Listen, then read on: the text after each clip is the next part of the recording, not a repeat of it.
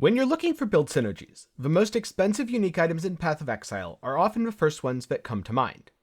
Aegis Aurora, for example. It has tons of incredibly good synergies. But when you're talking about converting defense into damage, like I did in my recent video about the Perseverance belt and how it relates to Shield Crush Trickster, sometimes you can actually focus on the less expensive unique items. For example, if you're playing Shield Crush and you're going crit, there's a very good chance that you're going to be using Emperor's Vigilance. This is because Emperor's Vigilance has a massive amount of armor and energy shield. Now, like I talked about in my previous video, armor scales the base damage of your Shield Crush. If you're using the Seething Fury Jewel, energy shield scales the crit chance and crit multi of your Shield Crush. So in that sense, Emperor's Vigilance is a perfect match for going crit Shield Crush, especially if you're using Divergent Shield Crush for even more crit multi. However, Emperor's Vigilance forces you into a very specific mechanical playstyle. It gives you Glancing Blows, so it's very easy to cap block, and also cap spell block. This is especially the case because the item itself has a decent amount of spell block. However, it also says that unblocked hits automatically bypass energy shield, and blocked hits don't. So if you really want to get the most value out of your Emperor's Vigilance, you're going to want a good bit of energy shield, so that all of those blocked hits splash against your energy shield. Glancing Blows causes some damage to pierce through when you block, and if you're doing all this, you might also want some evasion rating for Ghost Dance. That way, when you block, get hit, and take damage, your Ghost Dance pops, and you then immediately recover the energy shield, effectively erasing the damage. In a lot of ways, Emperor's Vigilance is kind of the Aegis Aurora we have at home. And in my previous video, I mentioned that to scale Shield Crush's damage with Perseverance, the defenses that you want are armor and evasion, which means we now want armor, energy shield, and evasion rating. But how can we get all three? It's a little bit harder than it sounds. If you're wearing a bunch of energy shield gear, you're not going to have great armor or evasion rating. But if you only have those, you can't exactly do Life is Extra Maximum ES. I guess you could go Glorious Vanity Doriani, but that limits you to giving up a bunch of nodes on your tree, and actually isn't necessary. Shield Crush doesn't scale off of your weapon. Now, a lot of people will just use a Prismatic Eclipse. Another perfectly acceptable answer, though, is Cerberus's Limb. This is a unique that for a long time was overlooked since it's always been kind of okay, but never spectacular. And in fact, it gives you +1 to maximum energy shield per 5 armor on equipped shield. Emperor's Vigilance has around 1,800 armor. It gives +20 to evasion rating per 5 maximum energy shield on equipped shield.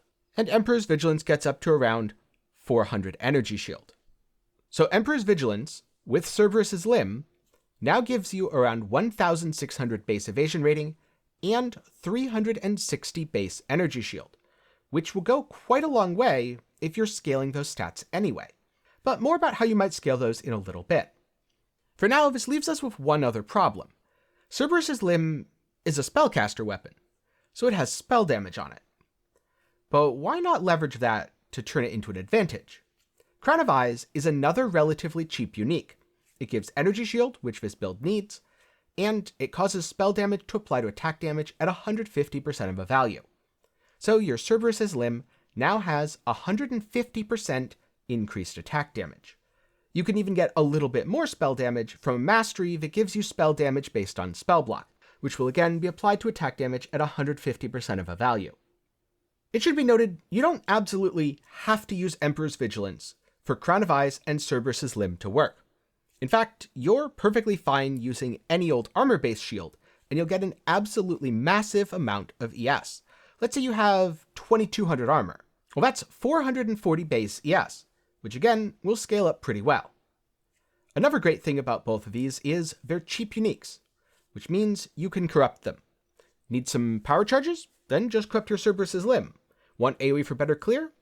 You can get that on Cerberus's Limb as well. Or maybe you need to fit in that extra aura and don't really want to buy an Enlighten 5. Just get Socketed Gems have 90% reduced cost reservation on your Crown of Eyes. Next up, I want to talk about a pretty good way to cheaply scale all of these defenses, along with some other good cheap uniques that you might consider for different builds. Before I do though, a quick reminder that if you're finding this video helpful, please leave a like as that really helps me out in the YouTube algorithm.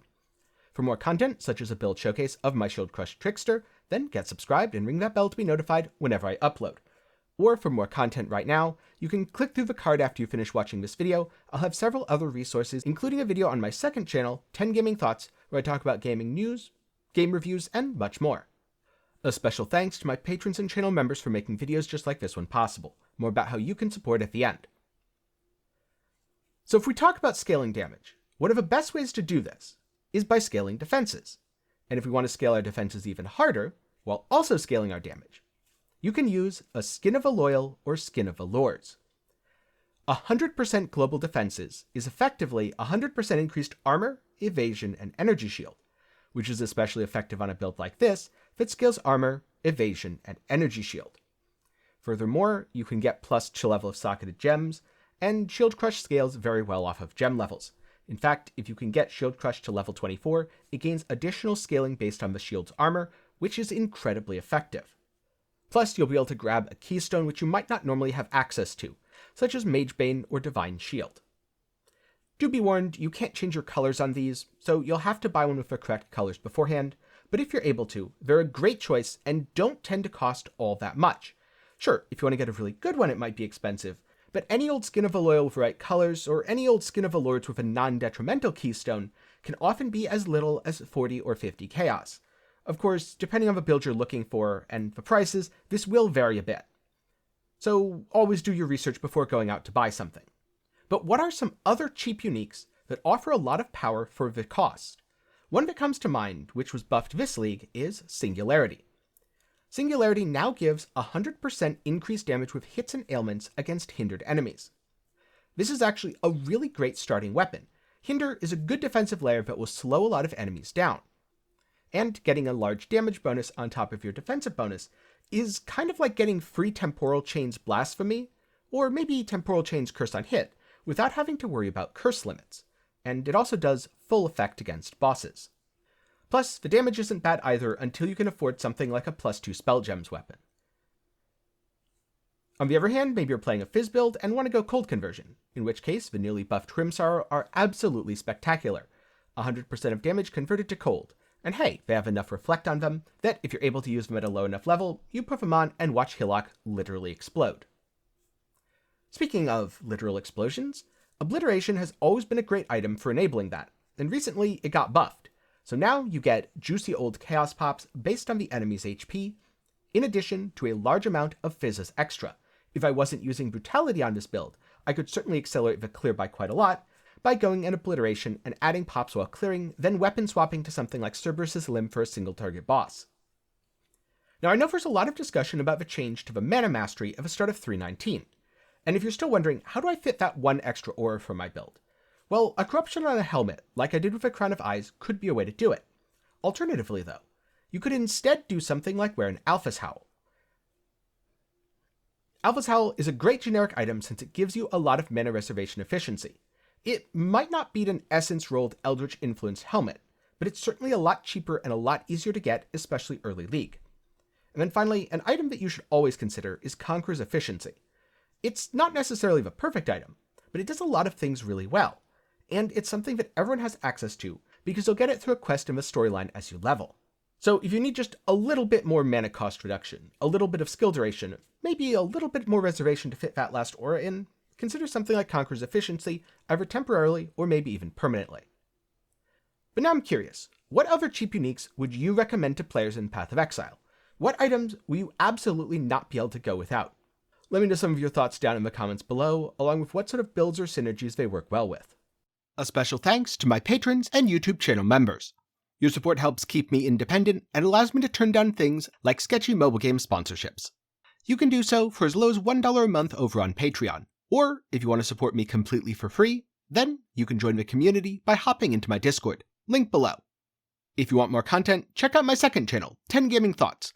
It's a place that I use to review games, ramble my way through video essays, and a lot more. Or of course, you can just click the suggested video in the card right now. I hope you learned something today, and maybe I'll see you again sometime soon.